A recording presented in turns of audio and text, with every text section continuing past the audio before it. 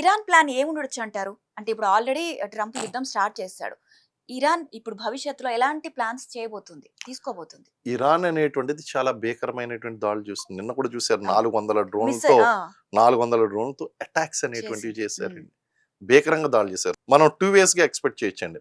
Either Iran will plan a major massive attack hmm. On ఎలీస్ hmm. Or Trump will plan on this Iran. ఈ రెండిట్లో ఒకటి గ్యారంటీగా జరుగుతది. Okay. Tonight or tomorrow night or tomorrow.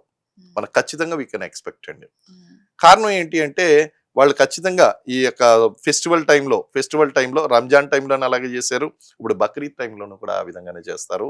ఖచ్చితంగా we can expect అండి. హ్మ్. అయితే ఇరాన్ కూడా అదే స్థాయిలో రిటాలియేట్ చేస్తుంది.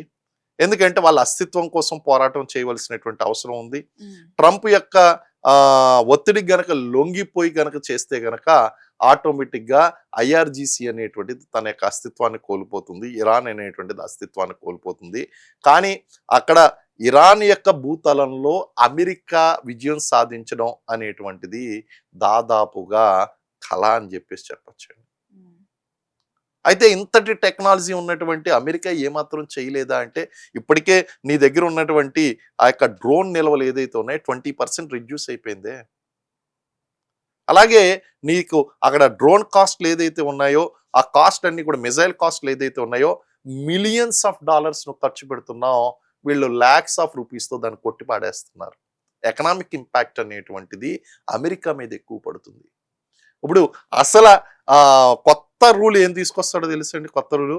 సరే ఇప్పుడు దాకా జరిగినటువంటి యుద్ధంలో నష్టపరిహారం చెల్లించండి అంటాడు. ఈవెన్ ఈ అకార్డ్‌కి ఒప్పుకున్నా సరే. హుహు. ట్రంప్ యొక్క మైండ్ సెట్ మనం చెప్పడం కష్టం. హ్మ్. ఇప్పుడు కొత్తగా ఏమంటాడంటే నేను చాలా నష్టపోయాను కాబట్టి నువ్వు అంటే ఇది ఒక రకంగా చెప్పాలంటే ఈ ఆనవాయితీ అనేటువంటిది ఓడిపోయినటువంటి దేశం నెగ్గినటువంటి దేశానికి ఇవ్వాలి. ఇక్కడ ఎవరు ఓడిపోయారు, హ్మ్. ఎవరు నెగ్గారు అనేటువంటిది సంధిలో ఉండదు కాబట్టి. కానీ పూర్తిగా ఓడిపోయిన రోజున ఏం జరుగుతుందంటే ఇరాన్ చేత మొత్తం కట్టిస్తాడు. మొత్తం నిల్వలన్నీ పట్టుకుపోతాడు. హుహు. ఇప్పుడు మనసులో అదే ఉంది ఇప్పుడు. హ్మ్. తన దేశ ప్రజలకు కూడా సమాధానం చెప్పాలి. ఇరాన్ చేత ఏదో విధంగా నష్టపరిహారాన్ని కట్టించాలి అనేటువంటి రూల్‌కొస్తున్నాడు. ఓకే. సో ఇది కూడా తెర మీద తీసుకొచ్చినా సరే ఆశ్చర్యపోయేటువంటి అవసరం ఏమీ ఆశ్చర్యపోవాల్సినటువంటిది లేదు. ఖచ్చితంగా ఇలాంటి పిచ్చి పిచ్చి ఏదో ట్రంప్ ప్లాన్ చేస్తూనే ఉంటాడు. అతను చేస్తున్నటువంటి ఆ యొక్క శాంతి ఒప్పందానికి అతనే అడ్డు తగులుతూ ఉంటాడు. కొత్త కొత్త అకార్డ్స్, కొత్త కొత్త అంశాలన్నిటిని తెర మీద తీసుకొని వస్తాడు. ఈయన మారిపోయేంత వరకు కూడా ఆ యుద్ధం అనేటువంటిది కొనసాగుతుంది. ఎప్పటి వరకు కొనసాగుతుందంటే ట్రంప్ ఆ పదవి నుంచి తప్పుకునేంత ఓకే. వరకు కూడా యుద్ధం కొనసాగుతుంది. హ్మ్. అప్పుడైతే మరి ఇప్పుడు యుద్ధం కొనసాగుతుంటే మరి మన భారతదేశంలో ఈ చమురు ధరల ఎఫెక్ట్ ఎలా ఉండబోతుందంటారు? 100% రైజ్ అవుతాయండి. చమురు ఇంకా ధరలు అనేటువంటివి ఇంకా రైజ్ అయ్యేటువంటి ఇప్పటికే అవకాశం ఉంది. సాధారణ మానవుడు చాలా ఇబ్బంది పడుతున్నాడు. ఎ ద్రవ్యోల్బణం పెరుగుతుందండి. ఇందులో there is no doubt about it. We have అదే. To prepare for that. And hmm. మధ్య తరగతి ప్రజలందరి మీద ఇంపాక్ట్ పడుతుంది. అండ్ ఏమాత్రం యుద్ధంతో సంబంధం లేనటువంటి ప్రతి పౌరుడు కూడా ఇబ్బంది పడుతున్నాడు. కాబట్టి రవాణా దీని ఛార్జీలు యొక్క పెరిగినాయి. రవాణా ఛార్జ్ దానివల్ల అన్ని స్టాక్ అత్యవసర మార్కెట్లు కూలిపోయినాయండి. నిత్యావసర వస్తువుల ధరలు పెరిగిపోతున్నాయి. ఇంకా పెరగొచ్చంటారు. అవును. ఇంకా పెరుగుతది. అలాగే స్టాక్ మార్కెట్లు కూలిపోతున్నాయి కదా! హ్మ్. ఇక్కడ ఏదో యుద్ధం తగ్గింది అని చెప్పేసి స్టాక్ మార్కెట్లు కాస్త కుదిట పడ్డాయి అనుకునేటువంటి తరుణంలో హ్మ్. మళ్ళీ స్టార్ట్ మళ్ళీ స్టార్ట్ అయ్యేసరికి అయ్యాయి. మళ్ళీ స్టాక్ మార్కెట్లు అనేటివి it is bleeding like anything stock markets. హ్మ్. ఒక్క భారతదేశంలోనే కాదు ప్రపంచ దేశాల stock మార్కెట్లన్నీ కూలిపోతున్నాయి.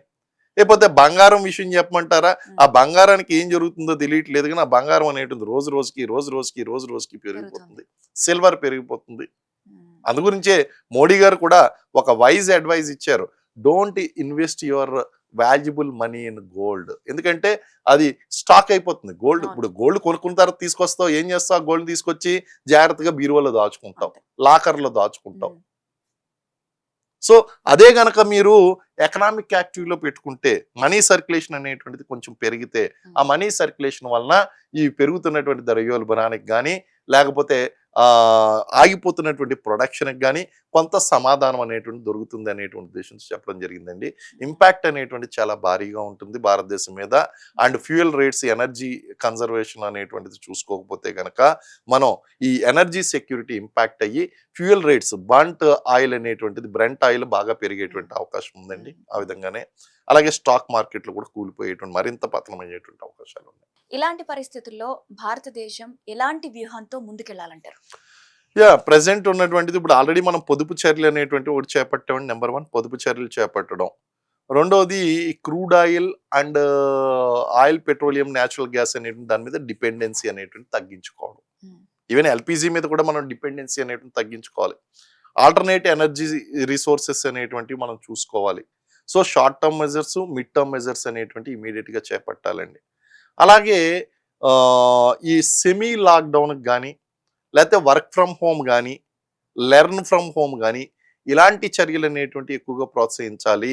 And we must be prepared for the worst conditions అండి. ఒక రకంగా ప్రధాని మోదీ ఏం ఆలోచించుకొని చెప్పారేమో గానీ ఇప్పుడు ఈ 10 సూత్రాలు మాత్రం అందరూ పాటించే సమయం వచ్చిందనిపిస్తోంది. 100% అండి. ఉమ్, ఎందుకంటే 100% మనం లాక్‌డౌన్‌కి వెళ్ళకుండా ఉండాలి అంటే, ఉమ్, మనం ఇక్కడ maximum worst of the worst semi lockdown దాకా వెళ్ళేటువంటి సూచనలు కనిపిస్తున్నాయి. ఉమ్, ఇదే పరిస్థితులు గనక మనకి ఆగస్టు, సెప్టెంబర్, అక్టోబర్ వరకు కొనసాగినట్లయితే ఖచ్చితంగా సెమీ లాక్‌డౌన్ అనేటువంటిది అనౌన్స్ చేయబడుతుంది.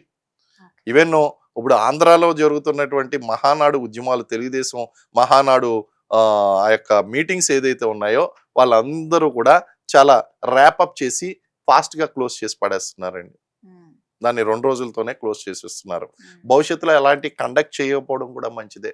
ప్రజలనేటువంటి వాళ్ళు వీలైనంత వరకు ఆ కమ్యూనికేషన్ అనేటువంటిది ఉపయోగించుకుని, కమ్యూనికేషన్ ద్వారా work from home, learn from home ఇలాంటివన్నీ కూడా కండిషన్స్ పెట్టుకుని, వాళ్ళు కొనసాగించుకుని, ఆల్టర్‌నేటివ్ ఎనర్జీ రిసోర్సెస్, ఎనర్జీ సెక్యూరిటీని డెవలప్ చేసుకోవడం, మిక్స్‌డ్ ఎనర్జీ సెక్యూరిటీని డెవలప్ చేయడం అనేటువంటిది చాలా ఇంపార్టెంటు. ఇలాంటి మెజర్స్ పాటించినప్పుడు ఖచ్చితంగా మనం సక్సెస్ అవ్వగలుగుతామండి. మనుగడ కొనసాగించగలుగుతాం. Okay sir. Thank you so much. Thank you madam. Thank you. So, ప్రపంచ దేశాలన్నీ కూడా చాలా వరకు క్రైసిస్‌లోనే ఉన్నాయని చెప్పొచ్చు. అలాగే భవిష్యత్తులో భారతదేశం కూడా ఖచ్చితంగా ఈ ఆర్థిక సంక్షోభం అయితే ఎదుర్కొనే పరిస్థితి వస్తుంది. సో, ఈ పరిస్థితి రాకుండా కొన్ని ప్రధాని మోదీ గారు చెప్పినటువంటి ఏవైతే 10 సూత్రాలున్నాయో అవి పాటిస్తే కొంతవరకు మనం ఈ క్రైసిస్‌ని అధిగమించే పరిస్థితి ఉండొచ్చు. సో, ప్రతి ఒక్క భారతీయుడు కూడా ప్రధాని మోదీ గారు చెప్పిన సూత్రాలను పాటిస్తే భారతదేశ భవిష్యత్తు మీ చేతుల్లోనే ఉంటుంది. Thank you so much.